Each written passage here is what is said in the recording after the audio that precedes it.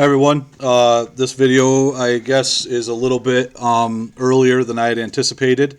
I want to start by saying, for anyone who doesn't know me that is calling me deceitful or dishonest, I think that's quite shameful.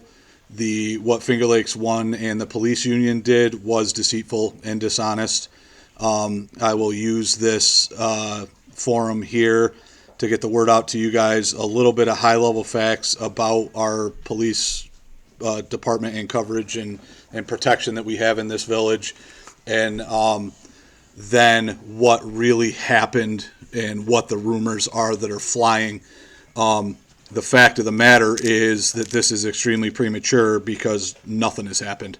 So high level, and the police union sending that out after me telling the chief that this was just a fact-finding thing to present the voters and them with information, for them to put out that this was trying to be done in secret without input from the public, was flat out lying.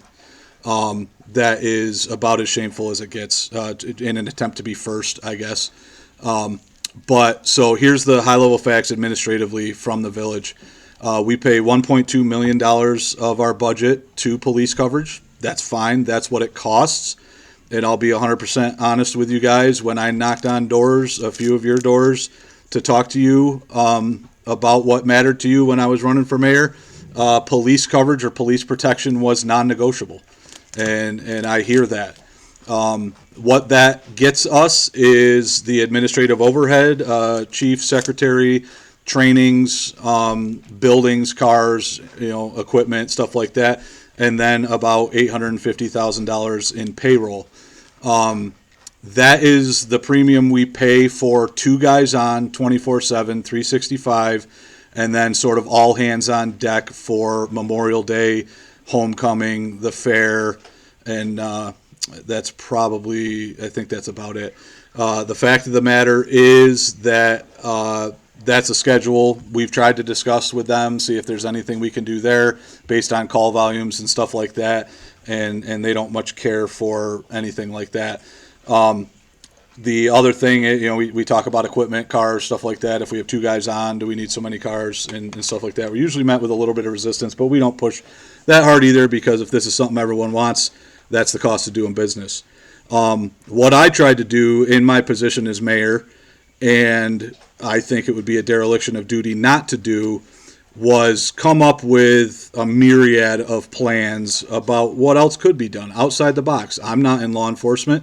I think I bring a fresh perspective, and then I like to talk to other law enforcement professionals to see what they think on what may be going on, and I have done that. So what I did was came up with several plans, and the plan that everybody's hearing about now is not dissolving police coverage in favor of letting the sheriffs and the troopers take over and lapse in response time. I went to Tim Thompson, Sheriff Thompson, I'm going to say about 3 weeks ago, and asked him to quote if he had, first of all, did he have a place for all of our guys? And he does. They're all welcome there. He has a little bit of a staffing shortage, and then he would need the extras. Because what I asked him to do was to quote 24/7, 365, two-guy coverage in the village, but under his umbrella. So that said, it was one phone call with him. He then had a million phone calls to make to procurement on cars, to personnel on hiring, to the chairman of the board. Is this something you guys even want to do? All those sorts of things.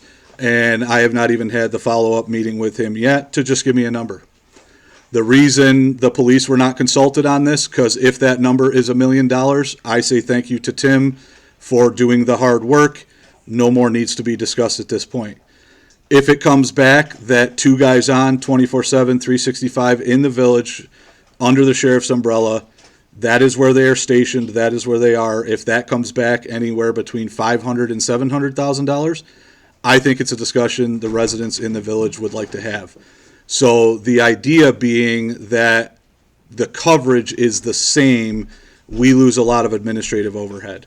The first cost that I was thinking about during this whole thing is the problem with our building. That is the first thing right off the bat. And then do we even move the village office to a storefront, and the new building potentially recommended by the DRI becomes something completely new, fully on the tax roll, and everything's all good. So hundreds of thousands of dollars to be saved there. The other thing is our full staff, 24/7, 365, 2 guys on. We pay that premium, and we're not really always 2 guys on 24/7, 365. There's administrative duties to do. There's taking the car to the shop in another city. There's going to another city to take the radar trailer to get registered. There is guys who are hurt. There's unplanned PTO, something that happened, with a family member, something like that. We are actually with one car. If we were to go with it, so that was just my idea. We can debate how that works and how, if the sheriff could even do it, all that stuff. I leave that to Tim. All I did was ask him, could you cover this, and what will the cost be? The other ideas I've been trying to get out or get in place to tell you, the voters and the public and the police officers, is there something like the county uses their northern car and one guy at night, and we have a daytime police force? Is there anything like that? What does that cost? All those sorts of things. Then there's issues that come up with the SRO is a village employee under the police banner, and the codes guy is currently licensed to carry a badge and a gun and stuff like, and drive a police car. So those all things have to be done, and I don't have any of the answers yet. All I did was ask questions. I think you guys hired me to think outside the box and come up with plans and then present them to you guys. The police was always going to know well before you guys, so that they could get their ducks in a row and argue yay or nay. They could say, hell, we would never go to the sheriff's, and then that changes things. All those sorts of things. They were always going to know. All I needed to know was the cost, and then they would know, and then you guys would know. The insinuation that I'm doing anything to kill response time or anything that you wouldn't know about is absolutely false, dishonest, deceitful, and downright unprofessional. But that's all I was trying to do. I kicked a hornet's nest apparently by asking a question. I asked him what this would cost, and I don't even have that number yet. And the cost that I told him with, the one that I told him I would only feel comfortable selling to the public, was coverage, contracted coverage, not a dissolution. And what I think a lot of people don't understand too is dissolving the village or the village police force actually removes that whole line item from our levy. So your taxes would go down, but it's not found money that we can do things with.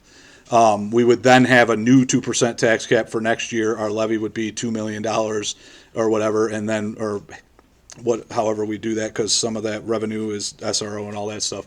So then our new levy is $2 million, and our 2% is only 2% of that, not the whole thing. So like $40,000 or something like that. So that is all that is. I've got a number of ideas, trying to put them together and then put it all out to you guys.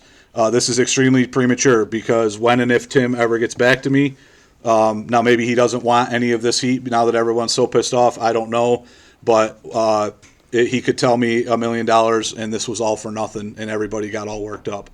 The same with if he says it's $500,000 to contract for police coverage, that is found money.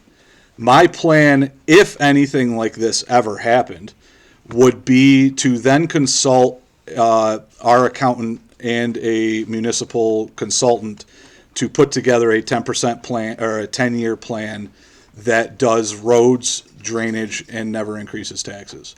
That was the whole plan out of this thing. The insinuation that I want to dissolve the village could not be further from the truth. What Richard Bromstad put out in a video earlier, I think he tried to articulate what he and I had talked about, and he needed me to, or he, hadn't thought it through as much as I had, and so maybe I can articulate a little bit better. Even if things like the Water and Sewer Authority happen. The fire department becomes a joint fire district and is a line item on your town taxes. And the police department became a contract with the sheriff's department. Or the rec center became a Boys and Girls Club, a YMCA, or some nonprofit. We still have a DPW and elected officials in the village, and I think that's important. Here's why.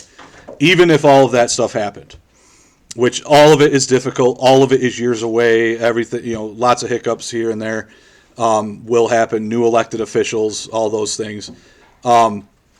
Splitting up the power in the village and in the town of Waterloo amongst 11 elected officials instead of 5, I think is important. You start getting a power-hungry guy with his hands on the reins in one of the 4 positions at the town, or 5 positions at the town. You got no recourse for the 60% of the people that live in the village on things like that. The other thing is, I like the village DPW model better. We have a set budget, and sort of the mayor is the manager over that thing. The highway superintendent model at the town, where they set the budget and the highway superintendent is elected, is extremely difficult. And as you guys can tell with Seneca Falls and Waterloo's troubles over the last few years, it's a contentious relationship a lot of the time. The other thing is, I believe a future board here with less on their plate would take economic development and make it priority number 1, meaning having a developed plan for the south side, which is underdeveloped right now, and then also having a Rolodex of building owners, entrepreneurs, and developers, and helping drag them through the grant process, the money finding process, just make them meet each other so that they can get projects off the ground and running. Our building owners are not sitting on these buildings waiting for money. They're sitting on these buildings waiting for the entrepreneur, the developer who wants to do something there. They don't have a business idea of their own. All that said, I went on a little bit tangent there. I'm trying to find money right now so that I can leave the next mayor with a plan like that in his thing. And this is one of these several ideas. All I did was ask for a quote. It was never, ever, ever going to be voted on without public feedback. Like I said, there could be 30 loud people on Facebook and 2,000 people who are perfectly happy with the way things are in the village, and I understand that because I knocked on your doors. And for several people, that was. I also recognize the police's call volume. Very, very, very heavy mental health and domestic dispute.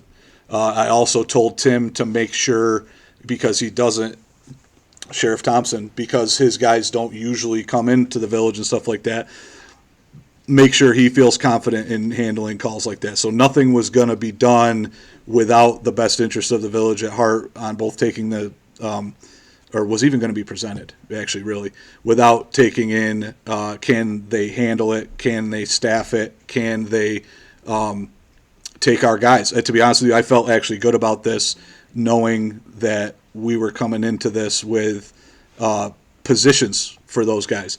Is it a pay cut? I have no idea.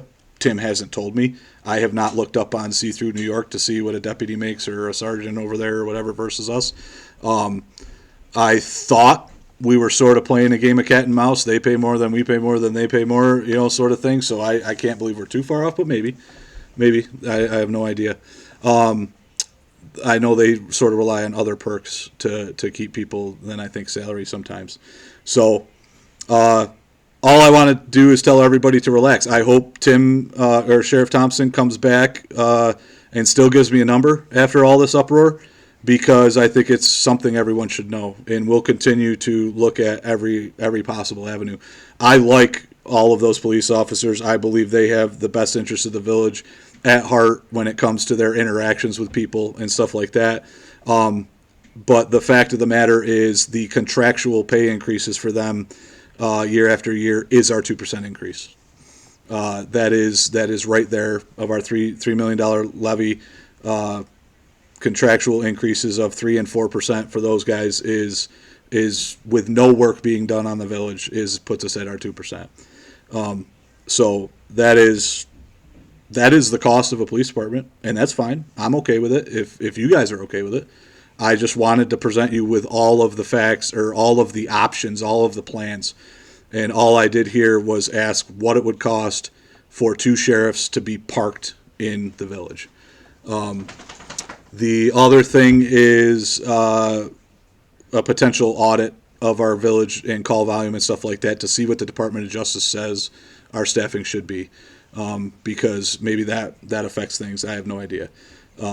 So I don't know why no one came to talk to me. The chief did come to talk to me, and then I apparently did not relay it this way, or because it affects their jobs. I could see how it would be personal or emotional, but there is nothing to report at this time.